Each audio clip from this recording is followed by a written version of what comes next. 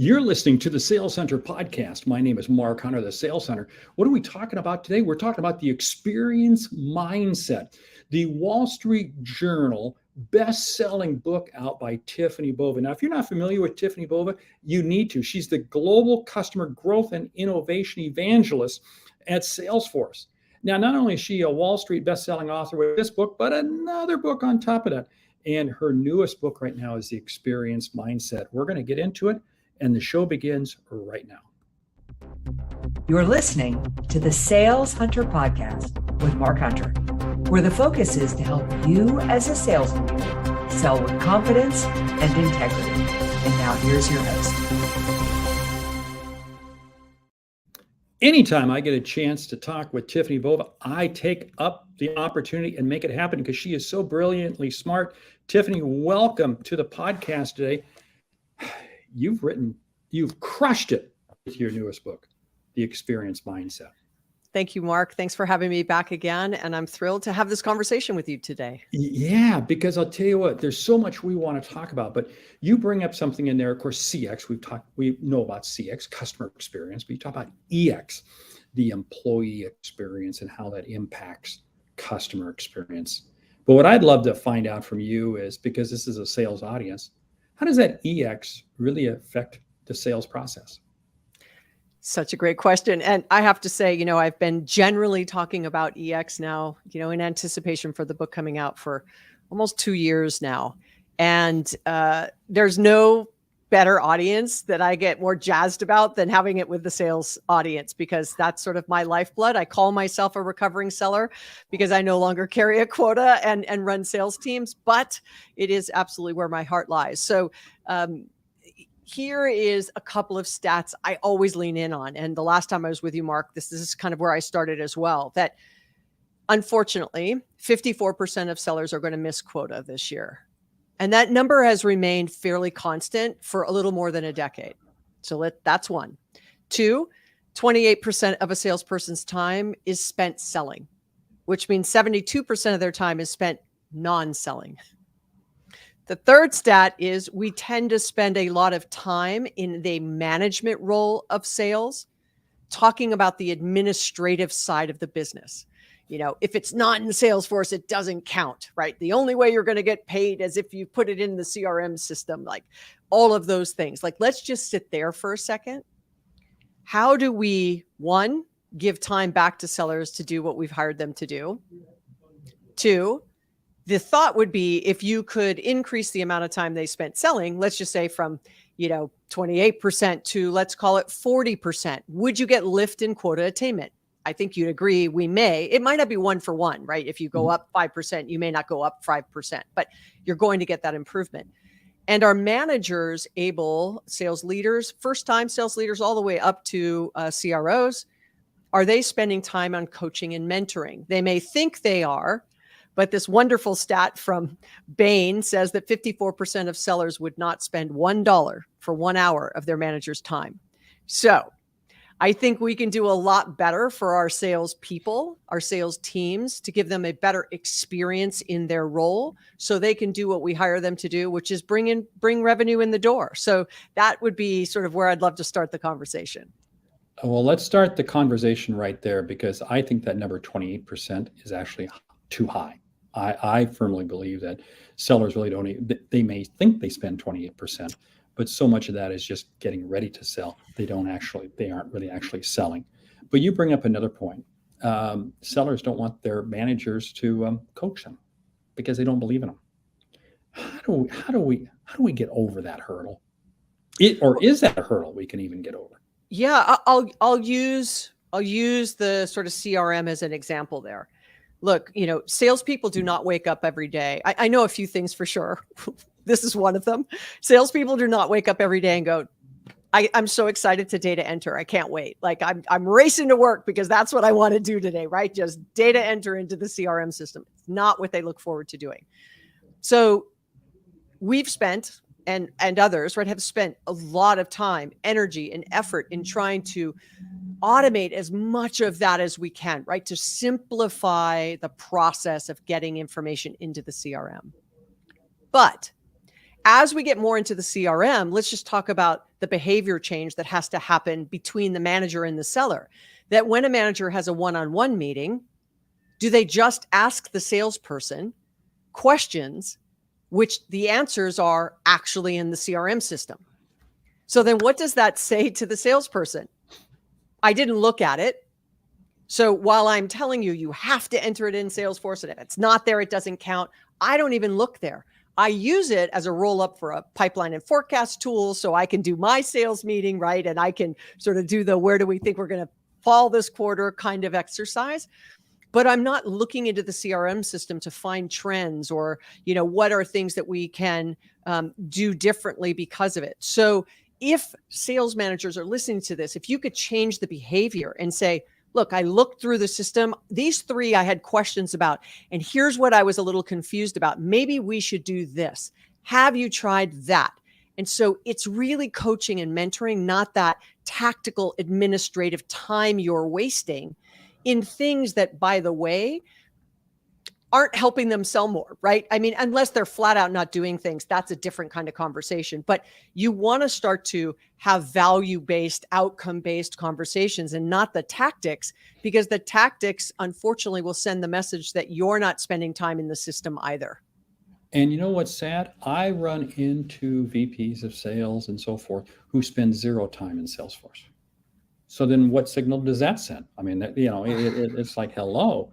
And what you're hitting it so head on, because I've sat in several meetings. I happen to be on site today with a client today, and I'm listening in on meetings where they're doing just that. They're challenging what's already in Salesforce. And like, what's the point of that? Hello, folks. I mean, we have got to get ourselves to a point where we're really doing critical analysis with the seller. Why? Because I think that helps train the seller as to how to do their own critical analysis. Do you agree? Well, I think that you've just said something there. Look, I was a high performing seller when I was selling. As I said, I don't sell that way anymore. I feel like I vicariously get to sell through all of you listening that, I feel like if I can make you better at your job and you're successful, then that's my little wins, right? But I no longer sell in that way. But when I was an individual contributor, what usually happens to high performing sellers is we get promoted.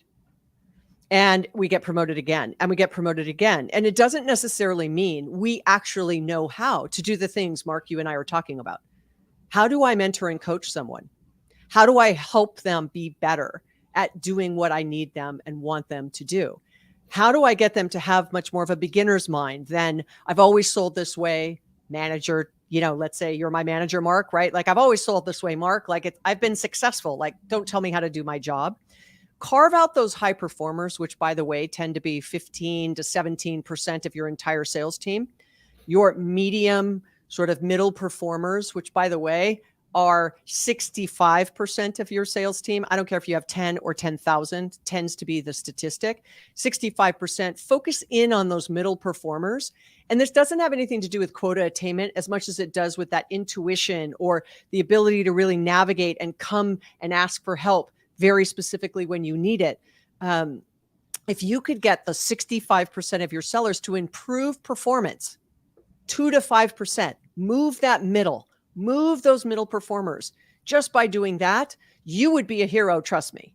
But it doesn't mean that the manager knows how to do that. So, we also have to invest as we promote to help people know how to be above the business, right? Watching the business, not in the business, like using a CRM tool, using analytics and big data, and now learning language models and GPT and things like that, like how to actually use it effectively versus just tactically running through the check mark that you did as a seller isn't the appropriate role for a manager today. Oh, I love what you're talking about, because the example I love to use, we so many times see the top performer promoted into a management position wrong. Look at the best coaches in almost any sport. Phil Jackson with the old Chicago Bulls, Bill Belichick, New England Patriots, Nick Saban, of Alabama college football. They were not great players. They were average at best, but they became great coaches. And there's such a difference there. And yet we struggle getting past that in terms of senior management, knowing who to promote. But I want to go back. I want to go back and talk about something, because do you really feel that the manager can spend time on that whole 65%? Because I actually have a theory that I think we really don't have that big of a bandwidth. We have to even narrow it even more. I may not spend time with that top 15 or 20%, which I think we should. But then there's really only about 30 or 40%. And that lower third, the entire lower third, I don't have time to spend with. Is that valid, or am I throwing the baby out with the bathwater? It depends how large your sales team is, right? I mean, obviously, right? If you have 5 people, you've got 1.5 high performer, 3 middle, right? 1.5 lower, Okay. right? You actually have time. But to your point, as the sales team gets larger, you have less and less ability to actually do that. And so there's probably multiple layers if you've got that many sellers that you don't have time to spend with the 65%, right? Which then means maybe you put someone in that sales management role and you move up to a director. I'm making this up. So now some of that could be offset by the new sales manager. Maybe you can divide and conquer. But this also brings to the forefront the power of the CRM tools, right? Just-in-time coaching, the analytics, like don't call 100 people, call these 10 that are more likely to buy from you. Here's the play. Sales enablement becomes more important. The connection between enablement or RevOps, depending on what term you used, sales and customer success, like is collaboration internally rewarded? Is technology allowing that seamless collaboration cross-functionally? There are things you can do that can help those middle performers spend more time selling. It doesn't always have to be face-to-face, but really getting into the business and understanding if you think the number is lower than 28%, and it's 20% or 15%, I mean, your sales ops teams or rev ops teams and IT teams are absolutely critical to helping move that needle up, because they're probably bouncing between way too many systems and tools. There's too many manual processes. Things are broken. So they're literally fighting against themselves to get stuff done versus letting the systems pull a lot of that tactical, mundane, repetitive tasks off their plate and helping them focus on those more critically needed capabilities, if you will, to move them to that, the holy grail that we've been saying for multiple decades, right? The trusted advisor and social selling. We've been talking about that for 2 decades. Now we have a new tool that's sort of coming in there. So I'd say to you, yes, doing one-on-one coaching and mentoring gets more difficult at scale, but that doesn't mean systems can't help you. Expanding the management set can't help you. Maybe you hire someone who's just training and learning and development, who goes underneath and helps your sellers on that aspect. And then you're really helping them with things like account planning. That's what our role is. But usually what organizations do is they focus on those top performers, and then they try to recreate that top performer behavior in the masses in the middle, and absolutely just not possible. Sales managers, you have just received a masterclass in the last 4 minutes. If you listen to what Tiffani said, go back and listen to the last 4 minutes of what she's been talking about, because she literally spelled out a masterclass. If you're a single performer in a small company of only a couple of people, maybe you're the CEO listening to this, and you've only got, think about what she said in terms of those numbers, in terms of those percentages. This is your roadmap to success. And I think this truly does change the EX, the employee experience, which in turn changes the customer experience. Yeah. Look, the sales reps experience today is challenging. Multiple tools, multiple systems, multiple processes, and the ever increasing expectations from customers. And those two things are at odds with a sales rep having time to do all the things we sort of want to do, right? Do our research, show up with value, really think about the business, all the things that are expected of us. We get caught in spending all this time on things that are just very tactical. And so the problem is, as sellers, we are really on the clock 24/7, right? If your customer calls you on a Sunday night and you're sitting at family dinner and you're trying to close a deal, you're going to answer that call.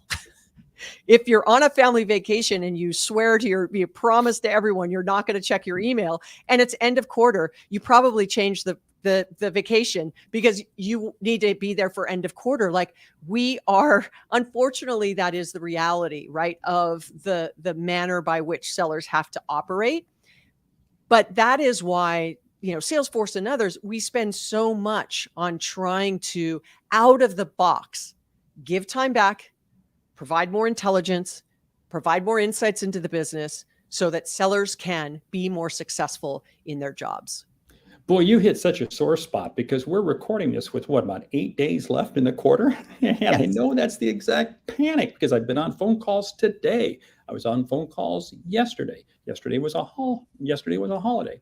I was on phone calls yesterday with sellers, helping them navigate through these challenges and being able to bring in the number that they need to for the end of the quarter.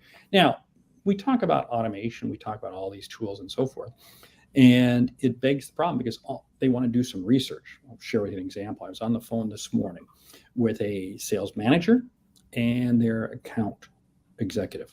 We were discussing a Fortune 100 company, major opportunity, and how the account executive just didn't have the time.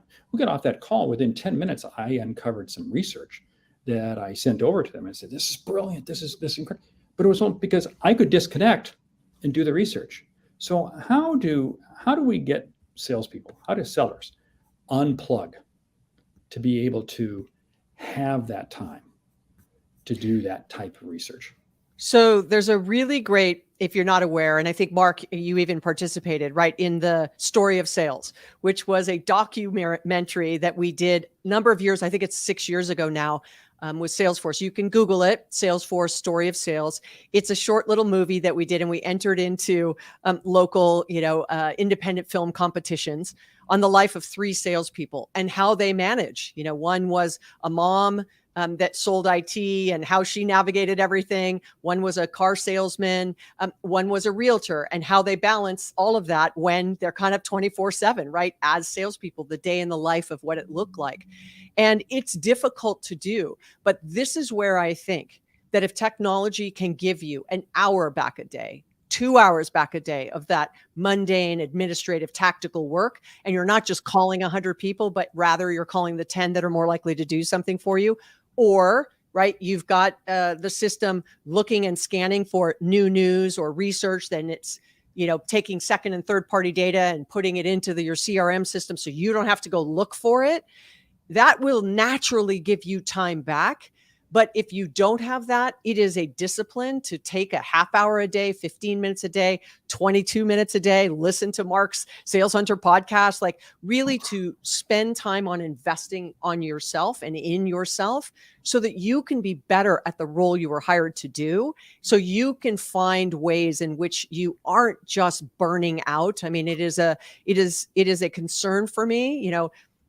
I often say, if I could go back and be a sales manager again today, would I be better at it? Because I was running 100 miles a minute back then, and I was expecting my people to do the same thing. I was burnt out, which means they were probably burnt out, and I wasn't paying attention. I'm hopeful I would be a better manager today because I understand the pace by which I was expecting them to run because I was. So I'd say, this is another opportunity for managers to make sure they're checking in with their people and they're not burning out, that we are really providing that space and time for them to recharge, not just do more work, right? So it's a balance of doing the work they enjoy, but also giving themselves time to recharge. Yeah, and that recharging does help the EX, which helps the CX. There's no if and because the burned out person isn't doing anybody any good. Hey, a question. We got a number of questions that have come in. One of this is, how does Tiffani feel about the use of AI in the sales process? You kind of began touching on it. So let's run with that here for a second. Look, I've heard the statement, data is the new oil, for a very long time. I don't know, 15 years or something. It's been quite a minute. But you can't pull up to a oil rig and fill your car. It has to go through the refinery. That to me is analytics or AI. Okay. The insights out the other side is the petrol or the gasoline that powers the business. So the power of AI is it providing you insights, combing through lots of data that you have entered or the system has entered to help you be smarter at that moment that matters when you're sitting in front of a customer. Do you have to go wade through these 5 things and say, what's the next thing I should do? Did it record your conversation and take unstructured data, structure it, look for the three big ahas, maybe, or questions that came out of it, and then provide you some insights to the answers? So the next time you call, you're able to just hit on those three topics that were really critical to your customer. You cannot be afraid of technology. This is an and play. The sales reps that will win and be successful in the future, in my opinion, are the ones that will use technology better than their competition. Full stop. Doesn't necessarily mean you have a better product. You might not even have a better sales process. But if you are using technology better than your competition, you will show up more prepared, with more insight, more value-based, and your customers will feel you were personalized, predictive, anticipated their needs. All these terms Mark and I and others flash at you, across the market. That is the way in which you can do it, and you can do it at scale. Wow. Hey, your new book, The Experience Mindset. Real quickly, we're running out of time. There it is. What will the audience find? What will the reader find when they dig into the book? Well, if you're a leader, it will really help you balance that we cannot just over pivot for customer at expense of all else. We have to make sure we take care of our people, and in this case, our salespeople, sales managers, sales ops, whatever's under your purview. So this is about considering the impact to employee when you make a decision to do something to reduce the effort and increase the experience for your customers. So that's for leaders. I'm also sort of deconstructing everything I just said across people, process, technology, and culture. Don't think all this has to come from the top. You can bubble it up from the bottom and show best practices and show how doing these things correctly can really improve performance for the business. It will get the attention of those above you. For individual contributors, look, if you're going to aspire to be a manager, start thinking like one in your own business. How do you show up more prepared? How can you do those things and use CRM better? Remember what I just said. I would get as good as you can at using technology and all its capabilities today, because if you do that, you will win. I love it. I've already bought copies and I'm sending them to a number of the people that I work with here at this particular client I happen to be on site with today. So anyway, thank you. Hey, we've been talking with Tiffani Bova, Chief Evangelist, Salesforce. Her new book, The Evangelist Mind. What? No, I'm all confused. Title of the book. I want to get it right. There it is. The mindset. Experience mindset. The experience mindset. I'm getting evangelist in there because that's what you do. You talk about sales. I'll take it, Mark. Hey, I'll tell you what, because you have been on the front end of sales, on the leading edge of sales with everything that you do for Salesforce. So thank you so much. Hey, you've been listening to the Sales Hunter podcast. What is it? It's about giving you insights that you can use to influence and impact more people. Why? Because our goal is to help others see and achieve what they didn't think was possible. That's what the Sales Hunter podcast is all about. 2 episodes each week, one a longer one like this, where we do a little deep dive with a sales expert, and a second episode each week is a short 6-minute single topic one from me. Hey, we do hope you appreciate and value the Sales Hunter podcast. Subscribe, rate, and review the podcast. Why? Because it's really the way we tell others. We want to thank Tiffani Bova for being part of today's show. And most of all, go out and do good work. Great selling.